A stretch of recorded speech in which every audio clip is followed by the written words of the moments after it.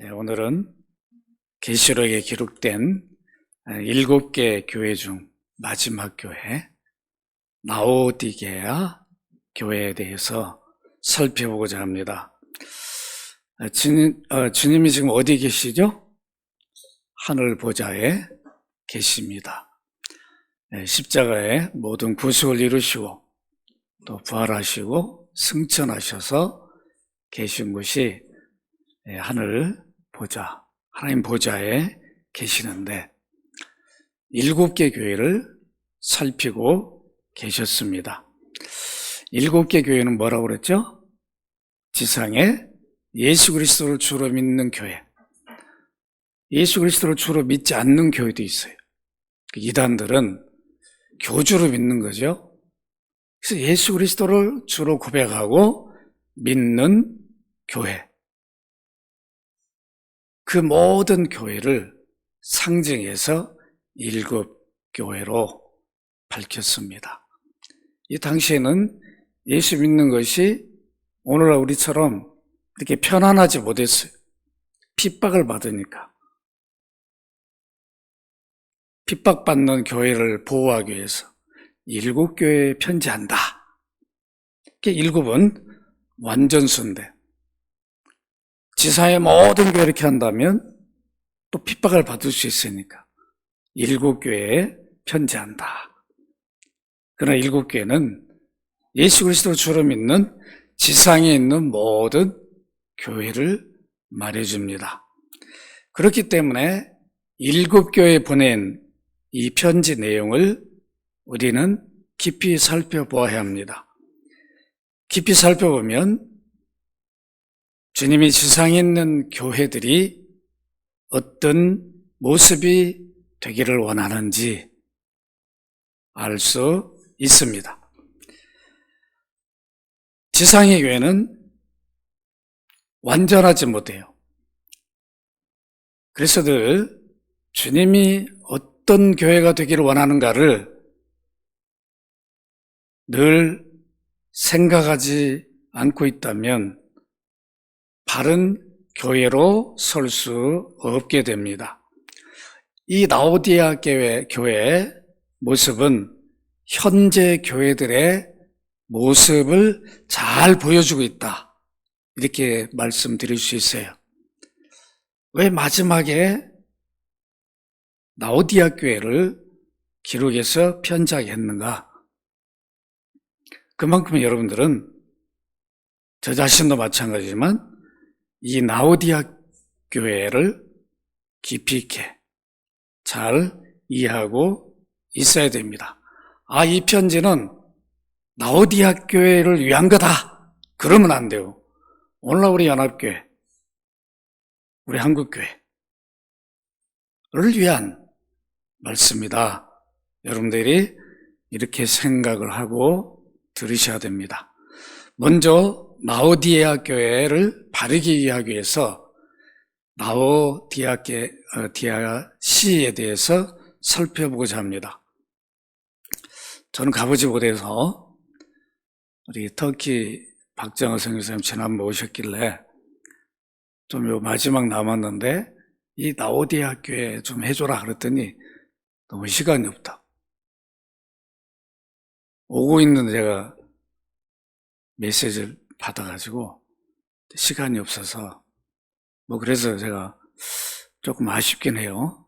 거기 살고 있는 분이 좀 전해야 좀 현장감 있고 생생할 텐데 어쨌든 우리는 다 역사적 기록이 있으니까 비록 가보지 못했을지라도 확인할 수가 있습니다. 이 라오디게아 시는 빌라델비아 동남쪽으로 약 70km, 또 히에리아볼리 남쪽으로 10km, 에베소 동쪽으로 약 160km, 골로새 서쪽으로 약 16km 지점에 있는 도시였어요. 제가 왜 이렇게 얘기를 하냐면 거기가 거기였구나. 비슷비슷하게 위치해서 있었다는 것을 여러분들에게 말씀드리는 거예요. 갑자기 에베소 교회는 여기 있는데 부산에, 여기서 부산 정도 떨어진 거기에 라오디게아에 교회가 있다. 그런 게 아니에요. 거의 비슷한 위치에 7개 교회가 있었습니다. 이 수리아 왕 안티오쿠스 2세에 의해 건설된 도시였는데 무역, 금융, 모지, 교통의 요충지였어요. 여러분, 무역이 잘 되고 은행가가 있다면, 그리고 교통 요충지다. 그러면 가난할까요? 부유할까요? 부유하겠죠? 네. 부유한 도시였어요. 가난하면 은행이 없다고.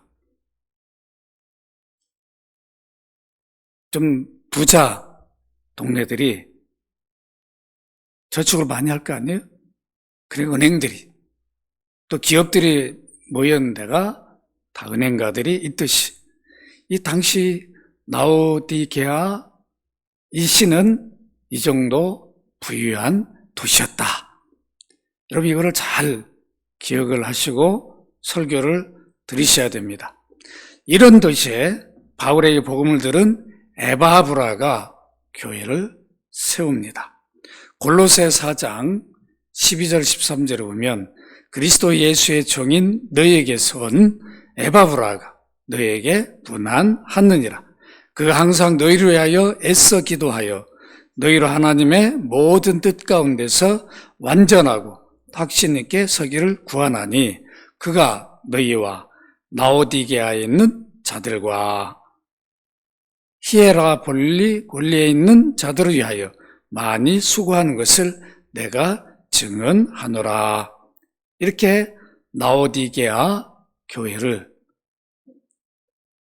늘 바울로부터 복음을 들었고 동역자인 에바브라가 교회를 세웠습니다. 그 에바브라 혼자만 교회를 지도한 것이 아니라 골로새 4장 16절에 보면 이미 바울이 늘 함께 지도한 모습이 보여집니다. 이 편지를 너에게 읽은 후에 라오디게아인의 교회에게서도 읽게 하고 또 라오디게아로부터 오는 편지를 너희도 읽으라.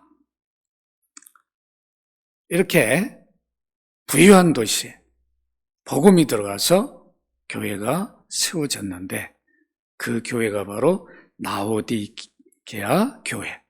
참 발음하기도 힘들죠? 부유한 도시. 부유 정도가 아니라 소아시아 중에서는 최고로 잘 사는 도시였어요. 여러분들이 우리 서울에서도 잘 사는 동네 어디입니까? 저 강남 쪽이 잘 산다고 그러죠? 강남에 있는 교회들이 어떤 모습이었겠는가? 여러분 생각해 보면 당시 라오디게아 교회가 어떤 모습이었을까? 우리가 상상을 해볼 수 있겠습니다. 하나님 보좌에서 이렇게 교회를 깊이 있게 살피신 주님은 이 교회의 사도 요한을 통해서 편지하면서 자신을 소개하십니다. 주님은 7교회 편지할 때마다 자신을 밝힐 때에 그 교회 상황에 맞춰서 밝히셨어요. 오늘 여러분 14절을 읽어보면 주님 자신을 어떻게 밝히고 있는가가 잘 드러납니다. 계시록 3장 14절 다시 한번 함께 읽어보도록 하겠습니다. 시작. 라오디게아 교회 사자에 편지하라. 아멘이죠. 충성되고 참된 증인이시오. 하나님의 창조의 근본이시니가 이르시되. 몇 가지로 제시하죠? 몇 가지로? 3가지로. 그러죠? 첫째는 뭐라고 말해요? 주님은 아멘이시오. 따라서 주님은 아멘이시다. 아멘. 원래 아멘은 히브리어예요. 히브리어를 헬라어로 번역한 거죠. 이 히브리어인데 이사야 65장 16절에 이렇게 말씀합니다. 이러므로 땅에서 자기를 위하여 복을 구하는 자는 진리의 하나님을 향하여 복을 구할 것이요 땅에서 맹세하는 자는 진리의 하나님으로 맹세하리니 이는 이전 환난이 잊어졌고 내 눈앞에 숨겨졌습니다. 이사야 65장 16절 이 한 절에 진리란 단어가 2번 반복됩니다. 이 진리가 바로 아멘이란 뜻이에요. 아멘을 진리로 번역을 했습니다. 그러니까 이제 이렇게 바꿔서 말할 수 있겠죠? 아멘의 하나님. 아멘의 하나님. 그러니까 구약의 하나님이 아멘. 아멘 하나님입니다. 이런 뜻을 가지고 있습니다. 그런데 신약에서 보면 이 아멘을 누가 많이 사용해요? 누가요? 누가 사용해요? 예수님이죠. 예수님. 예수님 많이 사용해요. 특히 요한복음에 보면, 복음서에 보면 진실로 말하죠. 다른 복음서에는 진실로 이렇게만 얘기하는데 사도 요한은 반복해서 말해요. 아멘, 아멘. 진실로 너에게 이르노니. 왜 그러냐면, 왜 사도 요한을 이렇게 반복해서 기록할까요? 다른 사도들은 한 번밖에 말하는 사도 요한은 가장 예수님 곁에서 가까이 따라다니면서 들었던 사람이에요. 그러니까 예수님이 늘 반복했다는 것을 자기가 늘 알고 있어요. 그래서 다른 복음서는 진실로 아멘 한 번 얘기하는데 사도 요한만은 진실로 아멘 이렇게 반복을 하고 있습니다. 요한복음 1장 51절, 요한복음 3장 3절, 요한복음 3장 11절 이렇게 요한복음은 계속 반복해서 말씀해 주고 있습니다. 구약에서 아멘은 하나님께 사용했는데 신약에서 예수님께 사용했다면 예수님이 누구라는 거예요? 예수님이 누구라는 거예요? 하나님이시라는 거죠. 예수님이 아멘이시다. 그러니까 하나님이시다. 이것을 드러내 줍니다. 우리가 설교를 듣거나 기도할 때 하는 아멘은 진실로 그러합니다. 믿습니다. 그러하기를 원합니다. 이런 뜻이 들어있어요. 그래서 여러분들 아멘 하는 것이 좋은 거죠? 좋은 겁니다. 그러나 아멘의 본래의 뜻은 진리, 진실로 믿을 수 있는 이런 뜻이었어요. 진리. 예수님이 진리다. 예수님은 진실한 분이시다. 예수님은 믿을 수 있는 분이다. 이게 아멘이란 뜻이었습니다. 왜 주님께서 라오디아 교회에 편지하면서 자신을 아멘이라고 밝히셨겠는가? 편지 서두부터 아멘이시오. 왜 이렇게 시작부터 밝히셨는가? 여러분 생각을 해보시기를 바랍니다. 왜 밝혔을까? 주님에 대한 믿고는 있는데 그만큼 주님이 진리이시고 진실하시고 믿을 만한 분이라는 그런 확고한 그런 믿음은 부족했던 것으로 보여집니다. 확고한 믿음이 있다면 여러분들 아멘 할 때마다 누굴 생각했을까요? 예수님을 생각했겠죠? 여러분 생각해요. 설교를 들을 때 아멘 하면은 누굴 생각해야 돼요? 예수님을 생각할 수 있는 이런 믿음의 모습을 가졌어야 되는데 그렇지 못한 모습이 있었다. 누가 보신 것이에요? 불꽃 같은 눈으로 라오디아 교회를 살피신 주님이 이것이 좀 부족하구나. 그래서 교회에 편지하면서 나는 아멘이다. 이렇게 밝히셨습니다. 우리는 주님에 대해서 이 확신을 갖고 있는지를 우리 자신들도 돌아오십시다. 주 예수님 아멘 아멘 곧 진리요 믿을 수 있는 진실로 진실의 근원 되심을 믿고 있는가? 여러분 다 믿고 있죠? 제가 생각하기에는 라오디아 교회 성도들이 아멘도 잘 안 할 수도 있어요. 그렇죠? 설교 들으면서도 가만히 그냥 있을 수도 있었죠. 아멘 하긴 하는데 예수님까지는 생각도 안 하고 그냥 아멘. 우리 한국교회도 아멘을 너무도 요구하다 보니까 아무 말을 해도 그냥 아멘 아멘 하는 그런 경우가 있었어요. 그건 아닌 거죠.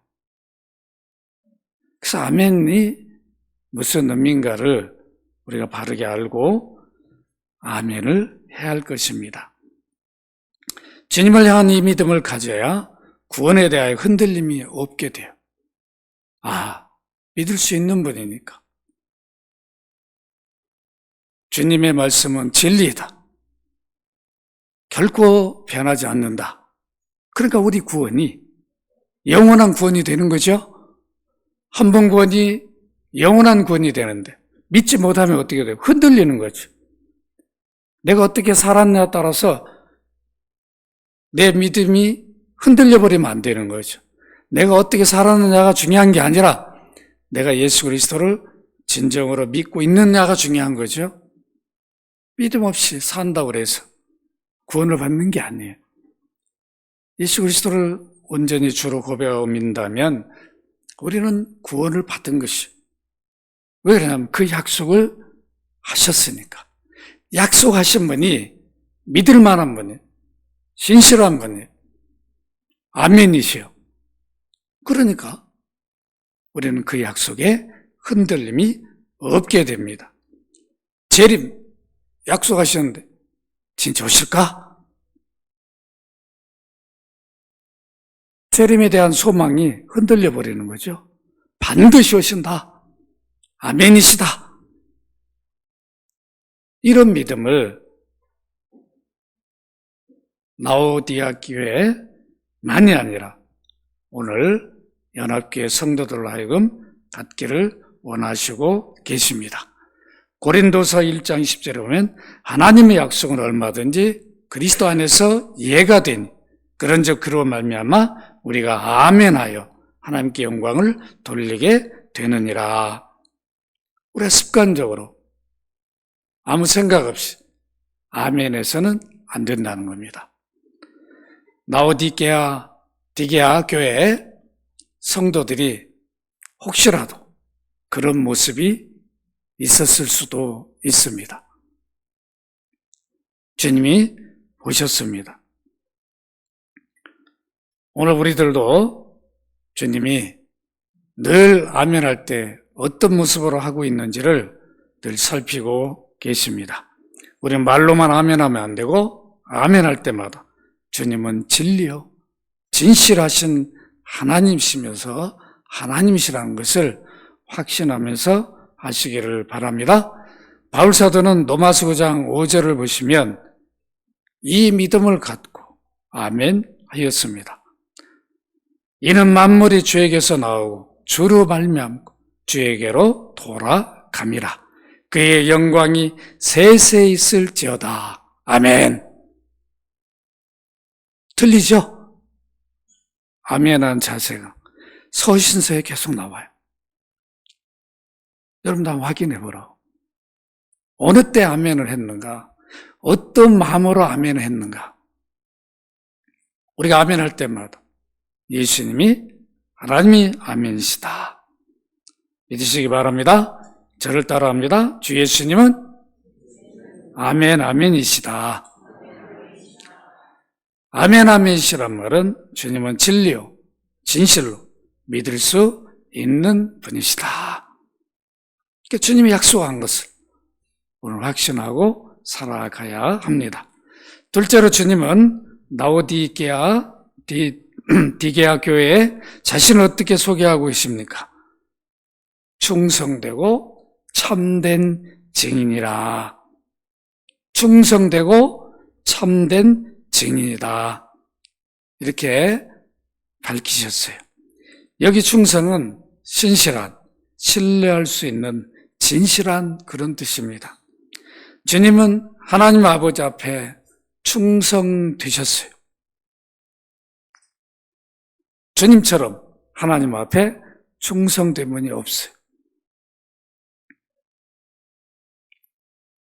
아버지의 약속으로 인류 구원을 위해 오셨습니다. 사람이 되셨어요? 고난받. 그것도 어느 정도 고난이에요? 십자가에 찢겨 피 흘리고 죽습니다. 여러분, 이 십자가 형벌이 어느 정도인지 우리는 상상을 초월해요. 사람을 말려 죽이는 거죠. 달아서 올려가지고 죽을 때까지 매달아 놓는 거예요. 낮에는 여러분 그 중동이 얼마나 덥냐고요. 운동으로 단련된 프로 선수들도 여름에는 경기를 안 해요. 죽어요, 죽어. 밤에는 너무 추워요. 해가 떨어지면. 거기에 매달아 놓는다. 죽을 때까지. 이 사형수들에게 극악한 죄인들, 아무에게나 십자가형을 주지 않았어요. 반역죄인들. 그런 사람들이 지는 십자가를 우리 구원을 위해서 예수님이 지셨다고. 이것을 우리가 잊지 말아야 되죠. 우리 구원을 위해서. 조롱하기 위해서 밑에 많은 유대인들, 그 구경한 사람들이 좀 내려와봐. 좀 내려와 보면 우리가 믿을게. 얼마든지 내려올 수 있었어요. 그래요, 안 그래요? 주님은 얼마든지. 조롱한 자 다 눈을 벌게 하고. 모든 십자가의 그것들을 다 해제와 풀어버릴 수 있는 능력이 있지만 그렇게 하면 안 되는 거잖아요. 죽으셔야 인류의 죄값이 지불되니까 죽으셨어요. 그래서 십자가형은 로마 시민권자들에게는 주지를 않았어요. 그 정도였어요. 로마 시민권을 가진 자가 거기에 매달려 있다면 그 수치자, 로마의 수치. 그 정도로 아무에게나 주는 형틀이 아니었는데 아버지의 약속을 따라 인류 구원을 위해서 주님은 충성을 다하셨습니다. 요한복음 19장 30절에 보면 예수께 심포도주를 받으신 후에 이르시되 다 이루었다 하시고 머리를 숙이니 영원히 떠나가시니라. 확실히 죽으셨어요. 이게 예수님의 아버지 앞에 충성이었습니다. 요한복음 6장 38절 40절에 보면 내가 하늘에서 내려온 것은 내 뜻을 행하려 함이 아니요 나를 보내신 이의 뜻을 행하려 함이라. 누구의 뜻을 행하신다고요? 보내신 이. 누굴 보냈어요? 하나님 아버지가 아들을 구원주로 보냈어요. 이렇게 구원주로 오신 분을 우리는 예수라 부르는 거죠. 이렇게 충성을 다했습니다. 주님은 십자가의 죽으심으로 아버지께 충성하는 것이 무엇이신지를 직접 보여주셨어요. 그래서 바울은 이 진리를 깨달았어요. 빌립보 2장 8절에 사람의 모양으로 나타나사 자기를 낮추시고 죽기까지 복종하셨으니 그 십자가에 죽으심이라. 십자가에 죽으심. 이것이 바로 충성이었어요. 복종이었어요. 계시록 1장 5절에 보면 또 충성된 증인으로 죽은 자들 가운데서 먼저 나시고, 이렇게 충성된 참된 증인이셨습니다. 아버지가 말하라고 하는 것은 결코 두려워하지 않고 죽음을 무릅쓰고 증거하셨어요. 증인의 역할을 하셨습니다. 아버지가 맡긴 일이니까 아버지 일을 증거하면 그 자체가 증인이 되시는 것입니다. 주님은 라오디게아 교회 성도들이 주님 자신을 본받아 충성되고 참 진실한 삶을 살기를 원하셨습니다. 이렇게 주님을 본받아 충성되고 참된 증인으로 삶을 사신 분이 있어요. 누구일까요? 사도들이죠. 그 가운데 바울 사도는 이렇게 말합니다. 디모데전서 1장 12절에 나를 등하게 하신 그리스도 예수 우리 주께 내가 감사함은 나를 충성되이 여겨 내게 직분을 맡기십니다. 충성을 다했어요. 여러분들도 충성을 다하시기를 바랍니다. 예수 그리스도를 주로 믿고 있으니까. 주님이 아버지 앞에 충성을 다한 것처럼 참된 증인으로 삶을 사신 것처럼 우리에게도 이 삶을 살라라고 요구하십니다. 라오디게아 교회 성도들이 이런 모습이 부족했어요. 이런 모습이 부족하니까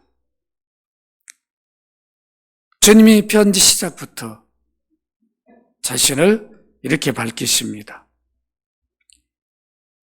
충성된 참된 증인이시다. 너희가 나를 믿는다면 나를 본받아 이런 삶을 살아야 되지 않냐? 내가 너희를 살펴보니까 이것이 부족하구나. 연합교회를 살펴보니까 이것이 좀 부족한 것 같다. 여러분들이 이런 생각을 늘 하셔야 됩니다. 바울은 이렇게 주님이 자신을 충성되이 여기고 사도의 직분을 맡겼는데 과연 그의 삶은 어땠는가? 디모데후서 4장 7절에 보면 나는 선한 싸움을 싸우고 나의 달려갈 길을 마치고 믿음을 지켰다. 디모데후서는 마지막 서신이에요. 바울이 이 서신을 기록하고 순교를 당합니다. 마지막 서신에 이것을 밝힌 것은 나를 주님이 충성되게 여긴 것처럼 나의 모든 달려갈 길, 주님이 사도로서 불러서 그 일을 맡긴 모든 일에 최선을 다해서 그 길을 갔다. 믿음을 지켰다. 이렇게 밝히고 있습니다. 이뿐입니까? 베드로도 주님을 본받아 충성된 증인으로 살았습니다. 사도행전 2장 30절에 보면 이 예수를 하나님이 살리신지라 우리가 다 이 일의 증인이로다. 자기가 본, 경험한, 믿는 예수 그리스도를. 성령 강림 이후에 베드로는 담대히 전했어요. 그래서 잡혀가서 옥에 갇혔는데 죽이려고 했는데 안식이 일었어요. 그런데 어떻게 합니까? 옥문이 열려서 베드로를 주님이 나가게 만들죠? 왜요? 충성된 참된 증인으로 베드로가 살아야 되니까 그의 삶을 이렇게 기적적으로 인도해 주셨습니다. 라오디게아 교회 성도들은 주님 앞에 충성되고 참된 증인의 모습으로 살지 못했습니다. 우리 자신들도 마찬가지입니다. 우리는 충성되고 참되신 주님을 믿는 자들입니다. 말과 행동에 있어서 또 교회에서만이 아니라 가정에서도 직장 학교에서도 충성되고 진실한 그리스도의 모습을 드러내야 합니다. 그런 모습이 없다면 우리는 고쳐 나가야 합니다. 사도행전 1장 8절에 성령을 주신 목적이 무엇인가? 증인이 되라. 누구의 증인이요? 그리스도의 증인. 참된 증인. 증인으로 살 때 그들은 충성된 증인, 종이 될 수 있습니다. 저를 따라합니다. 주님처럼 충성되고 참된 증인이 되자 충성되고 참된 증인으로 사시기를 바랍니다. 이제 마지막으로 주님께 자기 자신을 어떻게 소개합니까? 하나님의 창조의 근본이시다. 하나님의 창조의 근본. 창세기 1장 1절은 태초에 하나님이 천지를 창조하시니라 이렇게 말씀합니다. 이 세상 어떤 책에도 이렇게 성경에는 밝히는 책이 없어요. 여호와 하나님을 섬기는 종교 외에는 어떤 종교에도 이렇게 밝히는 책이 없습니다. 우리가 가지고 있는 성경에만 이 우주 만물을 누가 만드셨는가? 하나님이 창조했다. 창세기 1장만 보면은 하나님이 창조했다 이렇게만 나오니까 하나님은 한 분, 유일하신 한 분만 계신 것으로 이렇게 이해하게 되는데 이 하나님이 아버지, 아들, 성령으로 계셨다는 것을 아버지가 보낸 아들이 와서 분명하게 밝혀줍니다. 보내신 아버지가 계셨고 결국은 예수님이 떠나감으로 성령이 오시죠. 그래서 이렇게 창조하셨던 하나님은 유일하신 하나님이시지만 새 위격으로 계신 하나님. 그러니까 아버지, 아들, 성령이 모든 일에 함께 창조했다는 것을 우리는 확인할 수가 있습니다. 그래서 예수님도 뭐가 되는 거죠? 창조주가 되시는 거죠. 창조의 근본이 되십니다. 창세기 1장 26절에 보면 하나님이 이르시되 우리의 형상을 따라 우리의 모양대로 우리가 사람을 만들고 그랬어요. 우리의 모양. 여기 복수를 보면 분명히 우리가 이 구절만 보면 아버지, 아들, 성령으로 계신 것을 확인하기 어렵지만 그러나 구약의 약속대로 오신 신약, 성취된 신약을 보면 아버지, 아들, 성령이 분명하게 언급이 됩니다. 그래서 구약의 하나님, 아버지, 아들, 성령, 바로 새 위격으로 계신 하나님이시다라는 것을 우리는 분명하게 확인할 수 있습니다. 요한복음 1장 3절에 보면 만물이 그로 말미암아 지은 바 되었으니 이때 그는 누굴 말하죠? 예수 그리스도를 말합니다. 골로새 1장 16절 만물이 그에게서 창조되되 하늘과 땅에서 보이는 것들과 보이지 않는 것들 혹은 왕권이나 주권들이나 통치자들이나 권세들이나 만물이 다 그로 말미암고 그를 위하여 창조되었고, 여기 그는 누굴 말해요? 예수 그리스도를 말합니다. 예수 그리스도는 모든 만물의 창조주신 피조물의 근원이 되십니다. 믿으시기를 바랍니다. 그래서 여러분들이 자신 있게 말해야 돼요. 전 전도할 때 분명히 말합니다. 어떤 종교를 만나도 제가 두려워하지 않습니다. 내가 믿는 종교가 창조주의 종교, 구원주의 종교예요. 이 세상 어디에도 성경의 종교, 신구약 성경이 기록된 성경이 말하는 창조주 구원자만이 진정한 참 종교예요.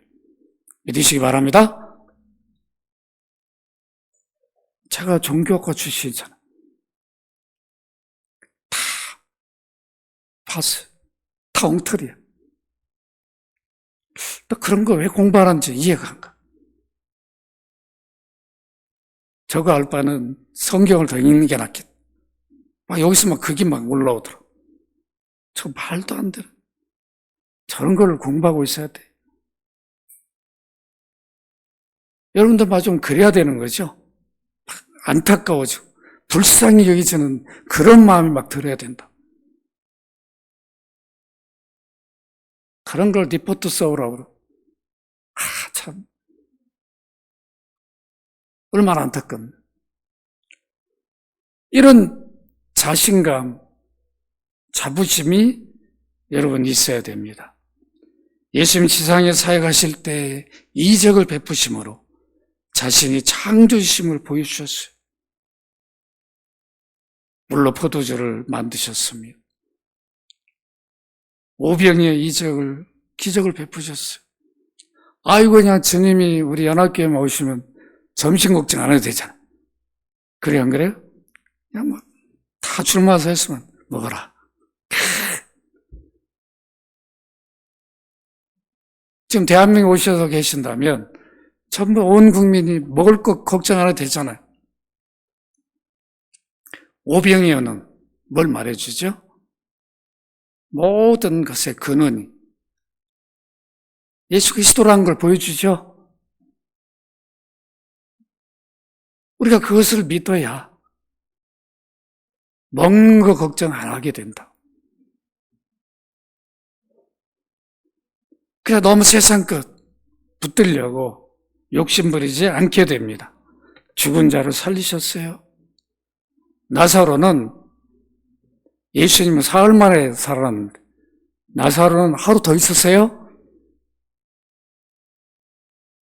엄청나지 않습니까? 나사로만 살린 게 아니죠.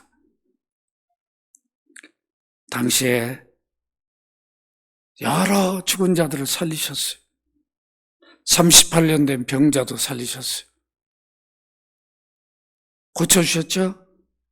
각종 병도 고쳐주셨어요. 예수님이 못 고칠 병이 없어요. 마음만 원하시면. 왜요? 지으신 분이니까. 지으신 분이니까. 고칠 수 있어요. 기계를 만든 사람만이 고칠 수 있어요.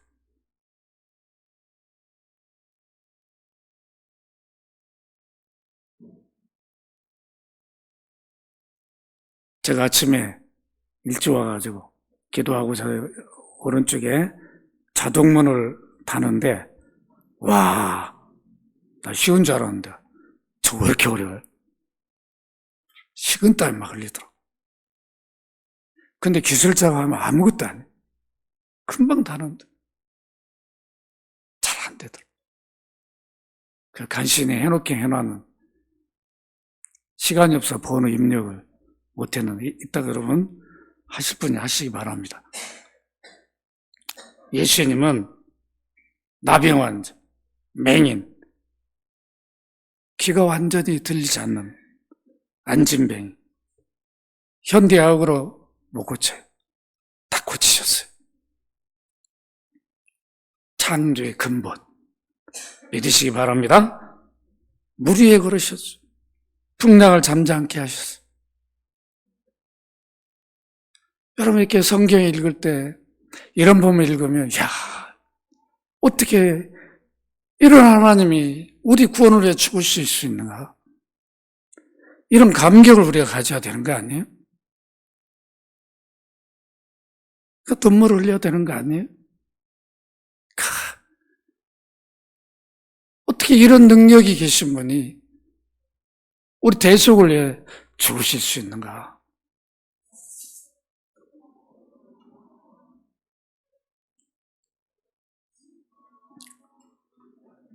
주 예수님이 라오디게아 교회를 볼 때, 성도들의 모습을 볼 때 예수님이 창조의 근본시라는, 창조주라는 이 확신이 부족했습니다. 이 확신이 부족하니까 적극적인 믿음 생활이 되지 않아요. 또 늘 세상에 취해 있어요. 여러분 이제 다음 주에 다 나오죠? 라오디게아 교회의 모습이 뭐였어요? 차가웠어요? 뜨거웠어요? 차가웠어요? 뜨거웠어요? 미지근했죠? 미지근. 이게 그냥, 이게 뭔지 그냥. 이게 다음 주에 말씀드릴 거예요. 왜 그랬는가? 주님이 미리부터 밝힌 게 이런 부분들이 확신을 갖지 못하니까. 믿음이 적극성에 없는 거예요. 적극적이지 못해요. 끌려다닐 수밖에 없어요. 요구해야 돼요. 지시하지 않으면 자발적으로 못해요. 이런 모습. 현대교회 안에도 이런 모습이 왜 없겠습니까? 우리 구원을 위하여 이렇게 우주 만물을, 인간을 창조한 창조주께서 구속주가 되셨다. 이 하나만으로도 우리는 더 이상 갚을 길이 없어요. 예수님에 대해서. 늘 이것을 의식하고 인식하면 아멘이시오. 주님은 참된, 충성된 증인입니다. 이런 고백이 나올 수밖에 없는 것입니다. 주 예수님 창조심을 확신하지 못하면 믿음이 약해져요. 기도할 때도 내가 기도하면 들어줄까? 차라리 기도하기보다는 좀 힘 있는 자를 가서 부탁하는 게 낫잖아요. 그 정도 수준도 안 되는 거죠? 내가 믿는 주님이.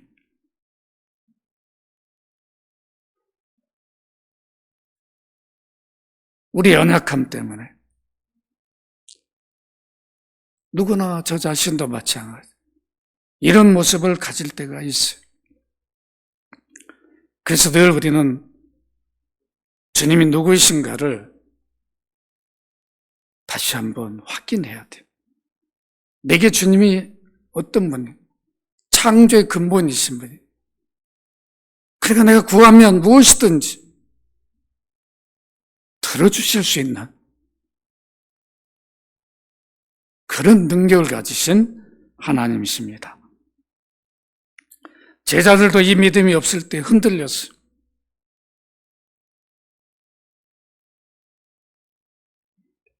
잡혀가도 주님이 얼마든지 살리실 것을 믿는다면 까짓것. 그래, 너희들 죽이려면 죽여라. 얼마나 담대해지겠나. 죽여도 우리 주님이 나를 살리실 것이다. 왜 우리 안에 담대함이 없는가? 염려 근심에 쌓여 있는가? 다른 게 아니에요. 주님을 믿는 믿음의 확신이 부족하기 때문입니다. 우리는 주님의 창조심을 믿어야 합니다. 확신하셔야 됩니다. 오늘 이 믿음을 가질 때 우리는 누구 앞에서도 담대한 믿음의 삶을 살 수 있습니다. 저를 따라합니다. 주님은 창조의 근본이십니다. 믿으시기 바랍니다. 말씀을 맺습니다. 주님이 라오디게아 교회에 자신을 왜 이렇게 밝히셨을까? 그것은 그 교회의 믿음의 모습이었어요. 관련이 있었어요. 오늘 우리 안에도 우리의 믿음의 모습, 영적 실상도 주님이 보실 때 어떠할까? 우리 자신들을 살펴보시기를 바랍니다. 마지막으로 저를 따라합니다. 주님은 아멘, 아멘이십니다. 주님은 충성된 참된 증인이십니다. 주님은 창조의 근본이십니다. 아멘. 거룩하신 아버지, 오늘도 주님이 우리에게 아멘, 아멘이심을 확인했습니다. 주님은 우리에게 충성되고 참된 증인이심을 확인했습니다. 주님은 우리에게 창조의 근본이심을 확인했습니다. 이 믿음으로 힘있게 능력 있게 살아가게 하여 주옵소서. 주 예수 그리스도 이름으로 기도합나이다. 아멘.